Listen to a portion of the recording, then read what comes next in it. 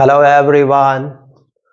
Let's study one more poem from P.B.Shelley. The poem I'm going to explain it to you is Ozymandias.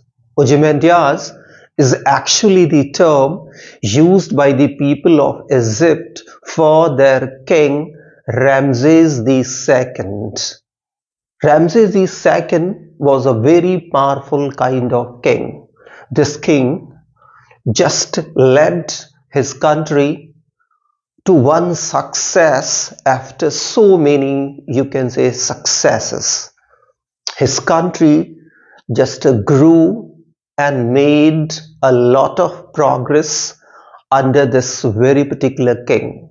And it's all because of that this king became, you can say, very much arrogant and very much proud.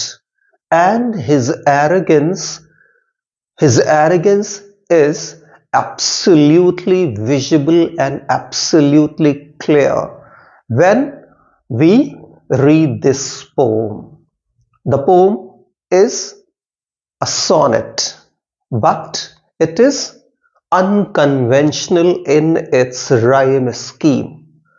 Though he has maintained the iambic pentameter, but he has not made use of neither Shakespearean rhyme scheme nor Petrarchan rhyme scheme nor Spenserian rhyme scheme. Why? Because you all of know that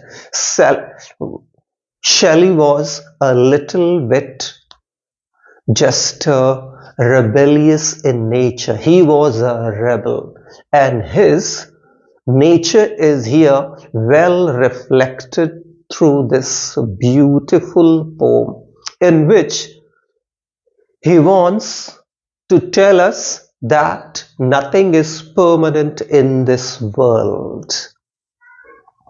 Even the achievement of the people is not permanent. So people should not be proud of their achievement. People should not be arrogant, because neither they can defy death nor their achievement can defy death or the damage of the time. So now let's study the poem line by line and understand it.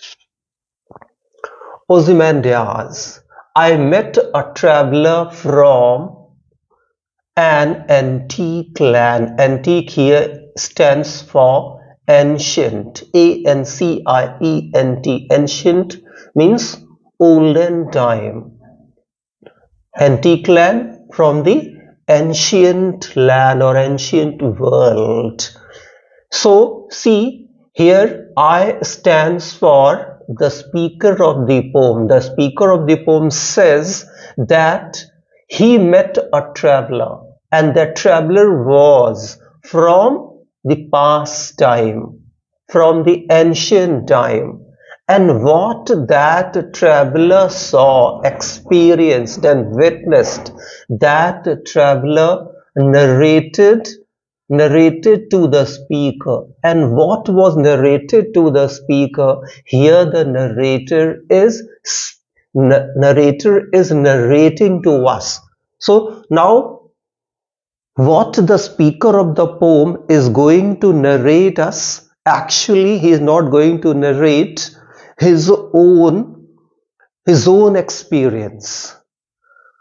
Actually he is narrating the experience of the traveler he met, and this traveler hailed from the ancient time, or you can say that ancient place or ancient world or ancient country.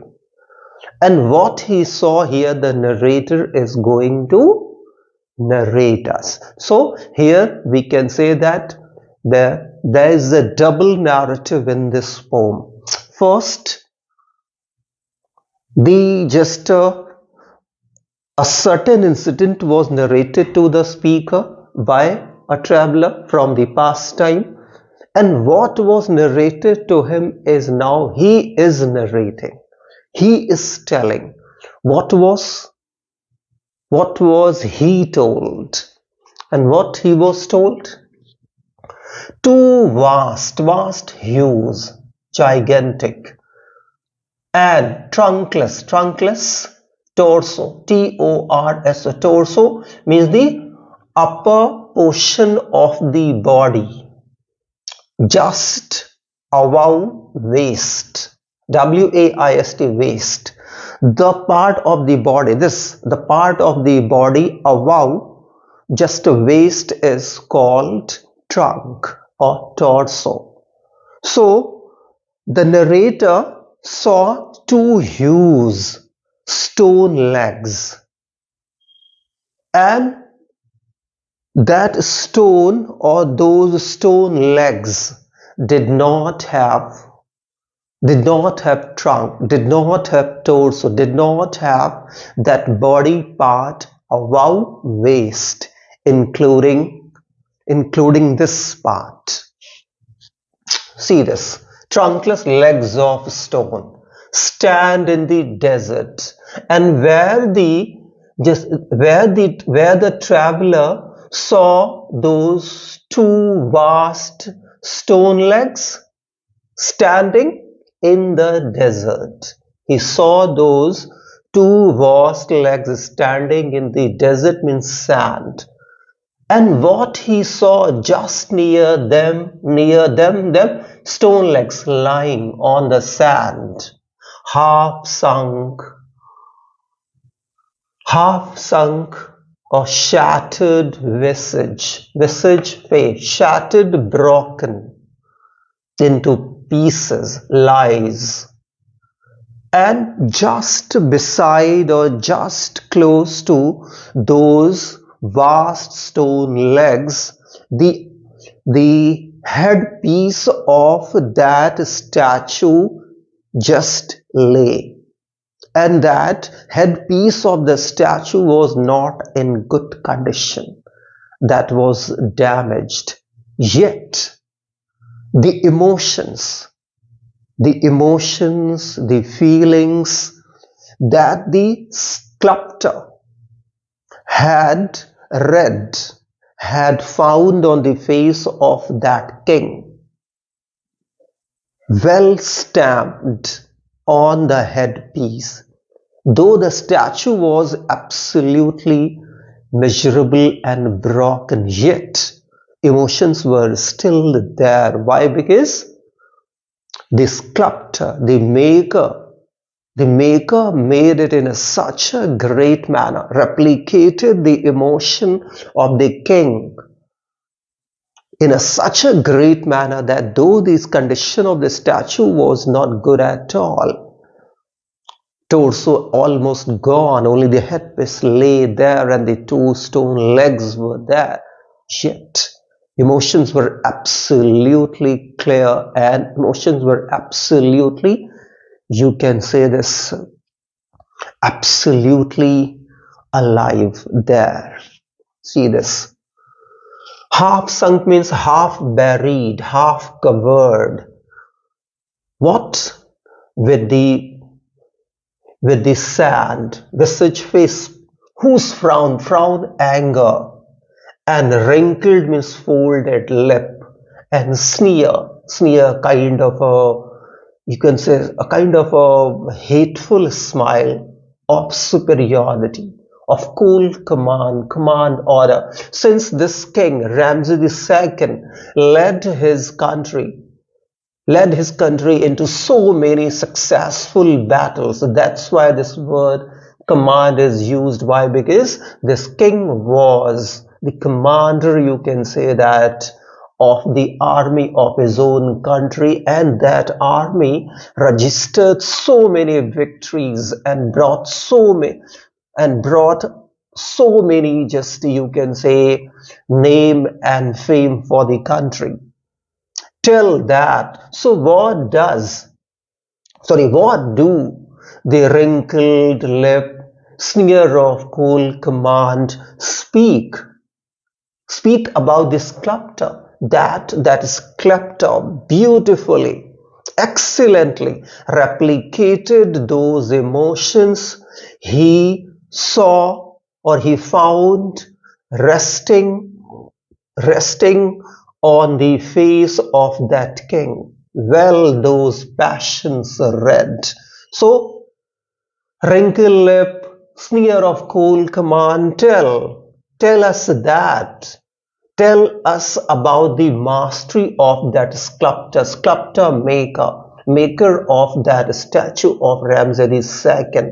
Well, those passions read that he had beautifully, excellently, he had read the passions, strong desires of that king. He always found resting on his face, which yet survived. So he says, though the statue of the king almost ruined, almost changed into ruin, almost gone, only legs standing and headpiece lying in a miserable condition. Even then, see the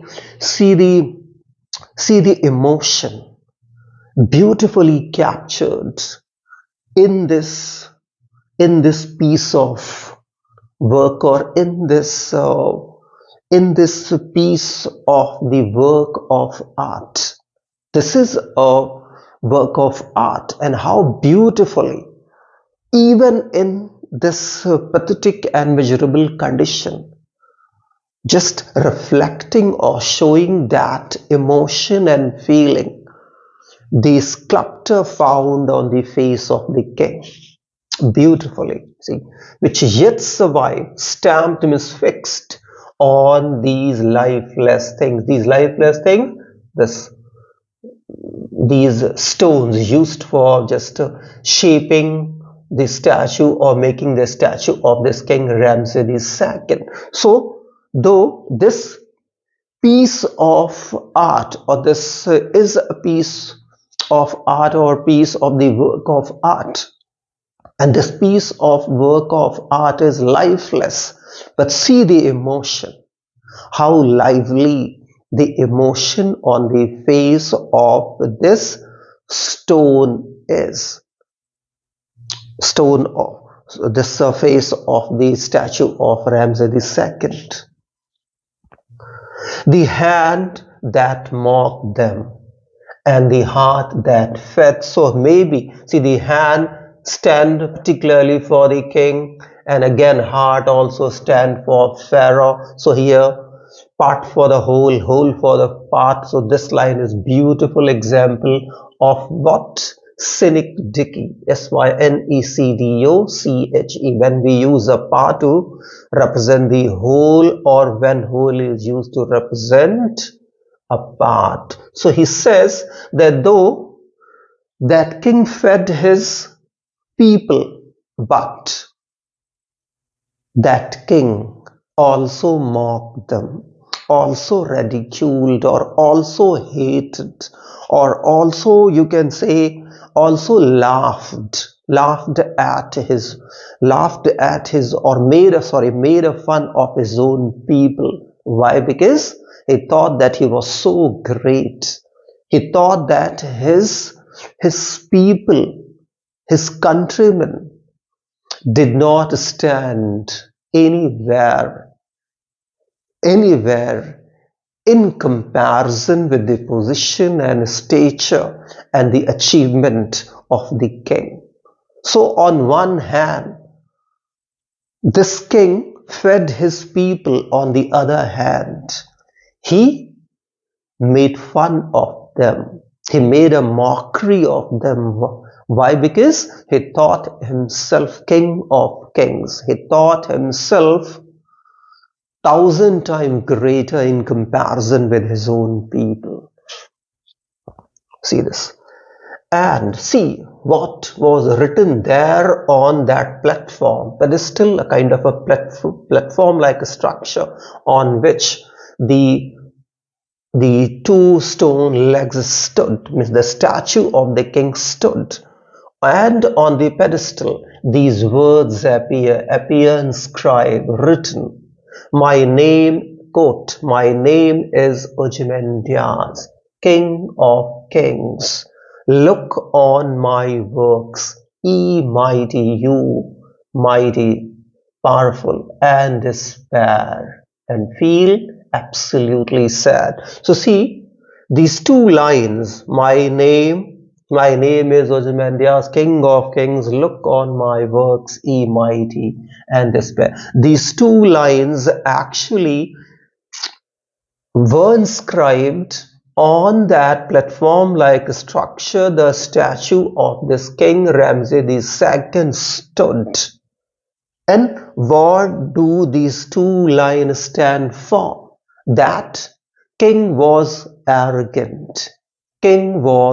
The king considered himself one of the greatest kings ever existed in the history of in the history of mankind. And this king, through these two lines, wanted to give a message to the coming generation that he was the greatest. He was King of Kings, and no any other king was going to achieve he had achieved. And he also wanted to you can say to belittle the kings of the coming generation.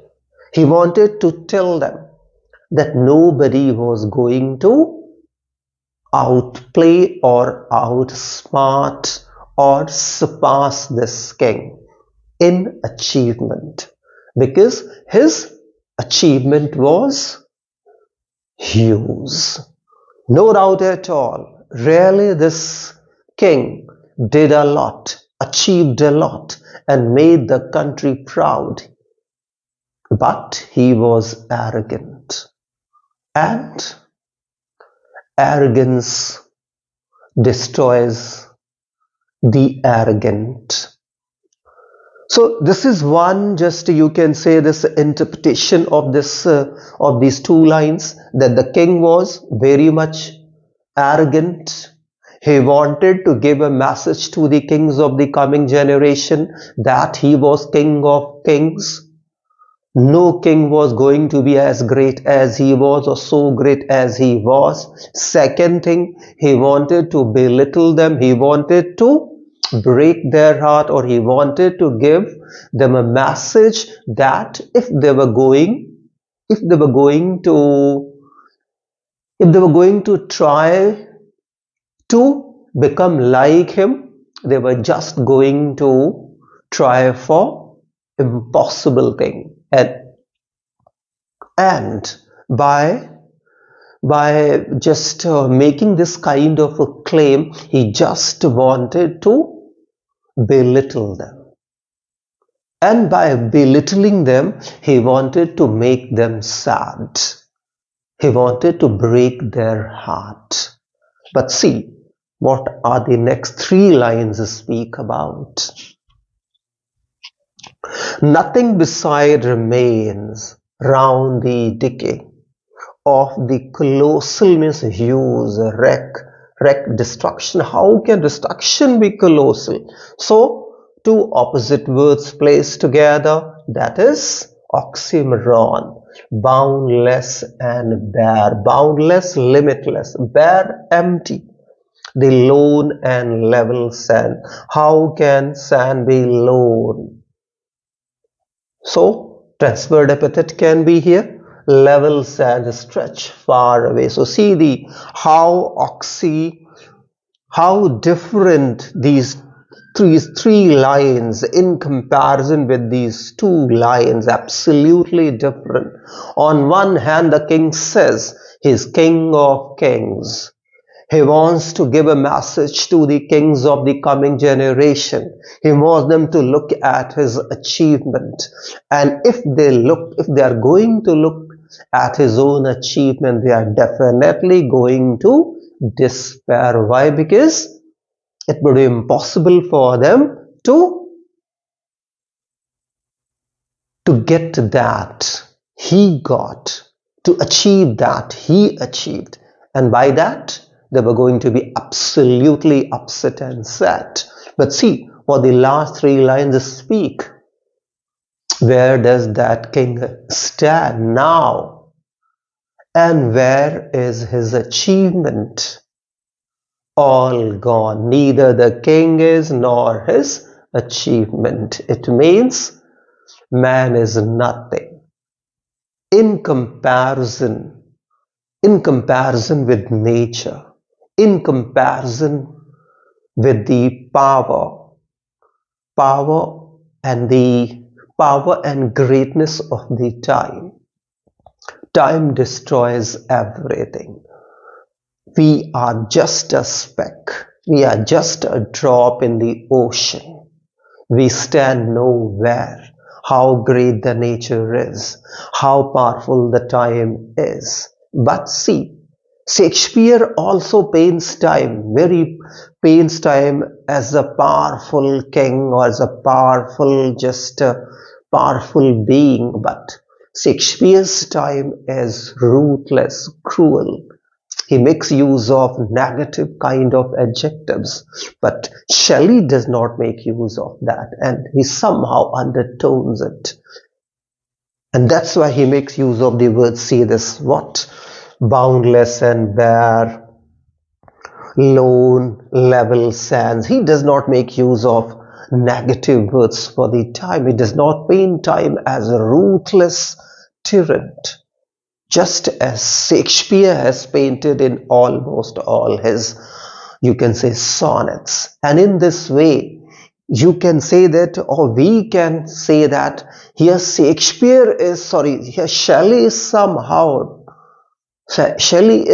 somehow trying to challenge the authority of Shakespeare, challenge the authority of, you can say, that Petrarch and all other greatest sonneteers of the past, and wants to establish, wants to break away with that tradition or convention these mighty poets began. So here Shelley is, you can say, that rebelling in his own different way.